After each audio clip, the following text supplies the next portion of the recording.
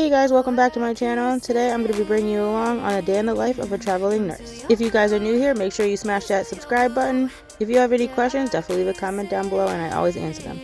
It's always so weird for me to actually go to bed at night because I have always worked night shift, and now this contract I'm going to be working days.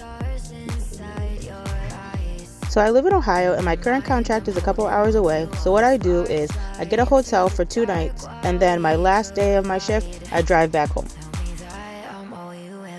Yes, I am one that constantly checks my packaging, the expiration date, and make sure nothing's tampered with.